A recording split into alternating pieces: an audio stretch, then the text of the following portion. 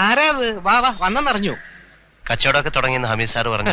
കച്ചവടം തുടങ്ങിയെന്ന് മാത്രമല്ല, പെണ്ണും കെട്ടി 2 കുട്ടികളുമായി സന്തുഷ്ട കുടുംബം. സുരേഷ് ഇപ്പൊ എവിടെ? അവനിപ്പം ഗൾഫിലാ, മസ്കറ്റില്. ഗോപാലകൃഷ്ണൻ സാറ് പെൻഷനായി നാട്ടിൽ സെറ്റിൽ ചെയ്തു. കഴിഞ്ഞ തവണ സുരേഷ് നാട്ടിൽ വന്നപ്പോ എന്നെ വന്ന് കണ്ടിരുന്നു. തന്റെ കാര്യമൊക്കെ ചോദിച്ചു. ബാ ഒരു ജ്യൂസ് കഴിക്കാം. വേണ്ട.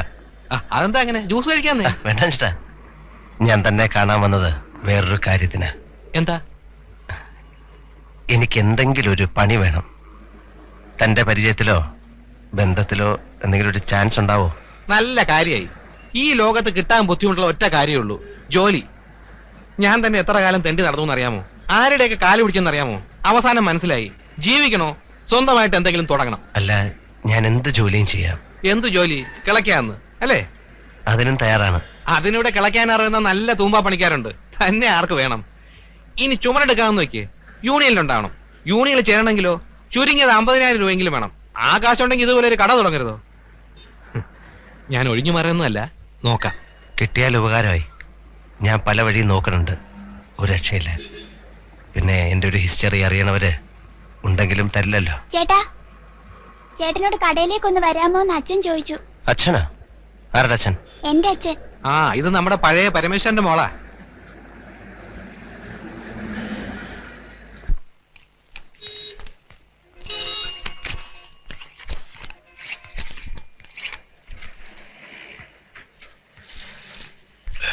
വേണ്ട, കിടന്നോളൂ.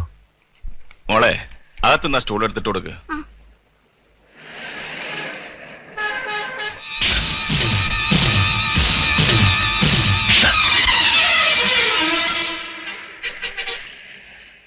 ഇരിക്ക്.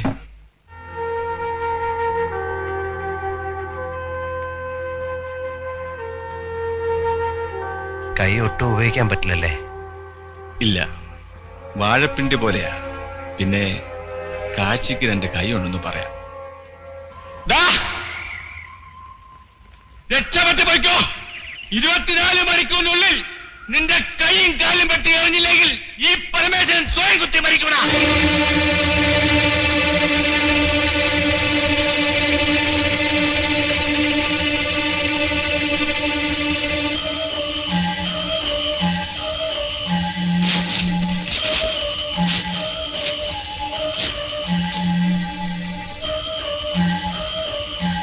എനിക്ക് ജീവിക്കണം.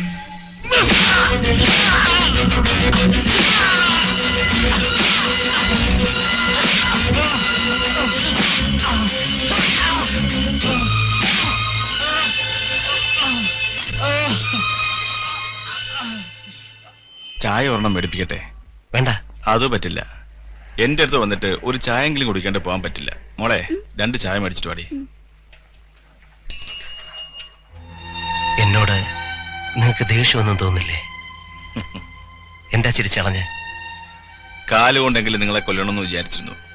ഞാൻ ആശുപത്രിയിൽ നിന്ന് ഇറങ്ങിയപ്പോഴേക്കും നിങ്ങൾ ജോസറിനെ കൊന്ന് ജയിലിൽ പോയി. പിന്നെ പഴയ എസ് ഐ ഹരിദാസ് സാർ ബാങ്കിൽ നിന്ന് ലോൺ ശരിയാക്കി തന്നു. സൈക്കിൾ ഷോപ്പ് തുടങ്ങി.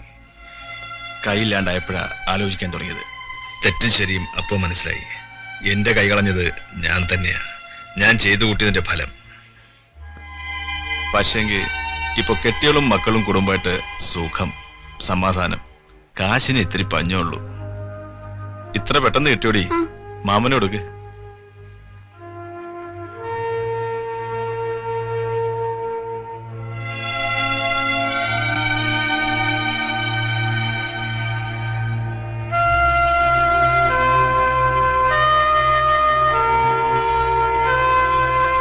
മതി, നീ മോള് കുടിച്ചോ. എന്റെ മൂത്ത മോള ചെമ്മണി. ഇവിടെ പഠിപ്പ് കഴിഞ്ഞോളം നിർത്തേണ്ടി വന്നു. ചെക്കൻ പഠിക്കുന്നുണ്ട്. ഇവളോ ഇവിടെ അമ്മയെ അടുത്തില്ലെങ്കിൽ എന്റെ കാര്യങ്ങൾ നടക്കില്ല. തള്ളയ്ക്കൂടെ ഒന്ന് കടയിൽ നിൽക്കാൻ പറ്റുമോ? പിന്നെ എന്താ ഇനി പരിപാടി? കീരിക്കടന്മാരെ ആരെങ്കിലും കണ്ടോ? ഇല്ല. സൂക്ഷിച്ചോണം, ചതിന്മാരാ. ജോസേട്ടൻ ആണായിരുന്നു. പിന്നെ ഇന്നൊരാളെയും കുത്തില്ല. നേരെ വാ നേരെ പോ. യുവന്മാര് കണ്ണി ചോരയില്ലാത്തവരാ. കാശിന് വേണ്ടി സ്വന്തം അപ്പനെയും വെക്കും.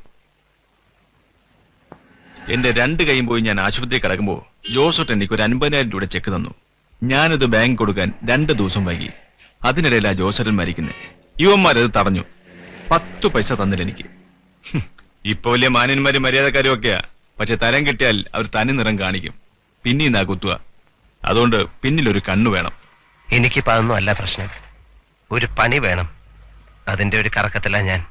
ഒരു രക്ഷയില്ല. എന്തു പണി വേണം? എന്ത് പണിയും ചെയ്യാം. മീൻ വിൽക്കാവോ? മീനോ? ആ, മീൻ. നല്ല കടൽ മീൻ. ചന്തയിലെ മീന്റെ ഹോൾസെയില് എനിക്ക് വേണ്ടപ്പെട്ട ഒരാളാ. മീൻ കടം ധരിക്കാം. ഒരു കൊട്ട മാത്രം വാങ്ങിയാൽ മതി. സൈക്കിളോറിനെ ഞാൻ തരാം. എന്താ, പറ്റുമോ?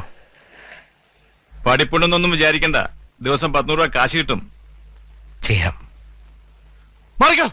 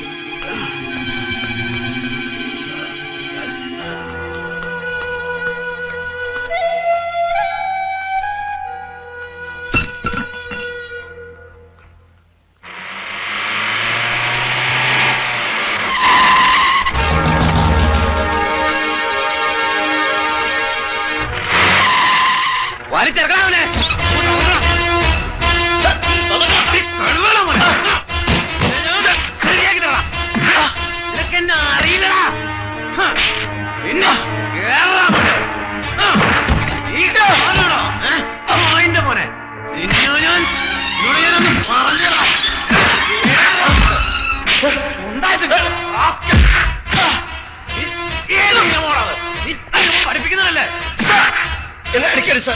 എന്നെയാണ് അവൻ കൊല്ലാൻ ശ്രമിച്ചത്. ഞാൻ നിരപരാധിയാണ്.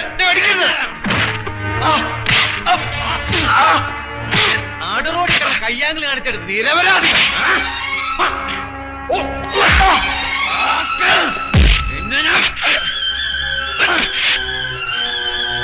എന്നെ ഇനി അടിക്കരുത് സാർ. അടിക്കരുത്. അടിച്ച പിന്നെ എന്നെ കൊന്നേക്കണം. പണം മുട്ടിയ പാമ്പാണ് സാർ ഞാൻ. സേതു സാറിന് വിട്.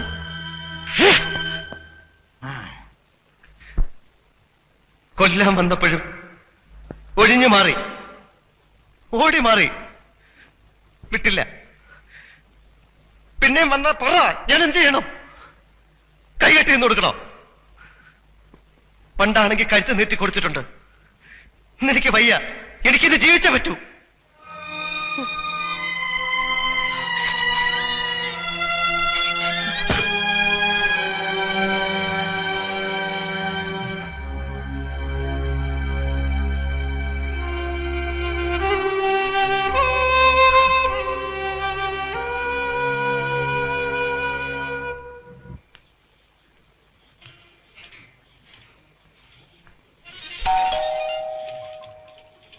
ഇവിടെ കേറി വച്ചോ നേരെ.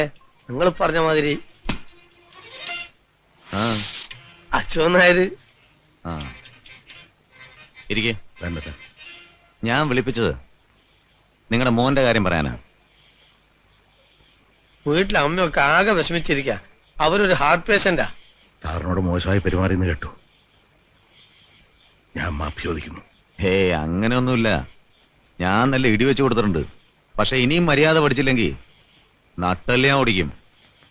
മര്യാദയ്ക്ക് അവനെ കാര്യങ്ങൾ പറഞ്ഞ് മനസ്സിലാക്കുക. ഇല്ലെങ്കിൽ തെരുവിൽ കിടന്ന് ചാവേണ്ടി വരും. മോനെ വിളിച്ചിട്ട് പൊയ്ക്കോ. കീരിക്കാടന്മാരുടെ തമ്മിത്തല്ലി ചാവാണ്ട് സ്വന്തം കാര്യം നോക്കി എവിടെങ്കിലും പോയി ജീവിക്കാൻ പറ. അമിതേ, സേതുമാധനെ കൂട്ടിവിട്ടേക്ക്. സാർ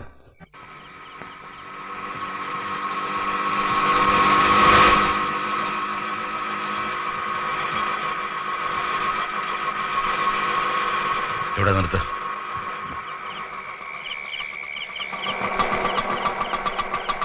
എന്താ ഇവിടെ? എത്ര ആശ? 5 രൂപ. എന്നാ.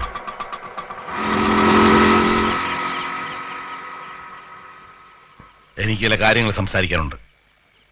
വീട്ടിലായാ പറ്റില്ല, എന്റെ അമ്മ വിഷമിക്കും. ഇങ്ങനായ എന്റെ വീട്ടിൽ താമസിക്കാൻ പറ്റില്ല. ഇനി അവരുടെ ശത്രുത വാങ്ങിക്കാൻ വയ്യ. 2 പെൺകുട്ടികളുണ്ട് വീട്ടില്, ഒരമ്മയും. പട്ടിണിയും പരിവട്ടം ആണേലും മനസ്സമാധാനം ഉണ്ടായിരുന്നു. ഇപ്പൊ അത് തകർന്നു. അച്ഛാ, അറിഞ്ഞുകൊണ്ട് ഒരു തെറ്റും ഞാൻ ചെയ്തിട്ടില്ല. ആയിരിക്കാം. 10-27 കൊല്ലം നോക്കി വളർത്തി. 2 കൊല്ലം കേസ് നടത്തി ഉണ്ടായിരുന്ന സമ്പാദ്യം മുഴുവൻ തൊലച്ചു. ഇനി ചെലവാക്കാൻ പണവും ഇല്ല, ആയുസും ഇല്ല. എനിക്ക് വേറെ ഉണ്ട് മക്കള്, അവരുടെ കാര്യം നോക്കണം. സന്തോഷമുണ്ട്, തുറന്നു പറഞ്ഞതിൽ സന്തോഷമുണ്ട്. ഞാൻ മാറിത്തരാം. അച്ഛൻ പറഞ്ഞിട്ടാണെന്ന് അമ്മ അറിയണ്ട. എന്റെ നിഷേധിതരം കൊണ്ട് വീട്ടിൽ വരുന്നില്ല എന്ന് പറഞ്ഞാൽ മതി. ഈ രാത്രി തന്നെ പോണോന്നല്ല പറഞ്ഞത്. ഇന്നോ നാളെയോ സൗകര്യം പോലെ പോയാൽ മതി. ദൂരെ ഏതെങ്കിലും നാട്ടിൽ പോയി സ്വന്തം കാര്യം നോക്കി ജീവിക്കുക. വേണ്ട അച്ഛാ, ഇനി എന്ത് സ്വന്തം കാര്യം? അച്ഛൻ പൊയ്ക്കോളൂ. കാണണമെന്ന് തോന്നുമ്പോ ഞാൻ വരും.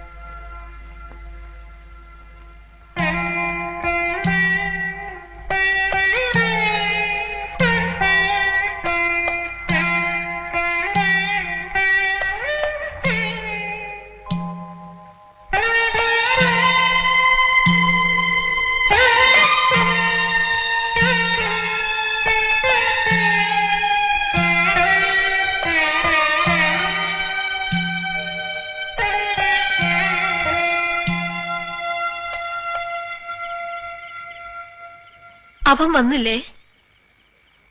ഇല്ല. പിന്നെന്തിനാ SI വിളിപ്പിച്ചത്?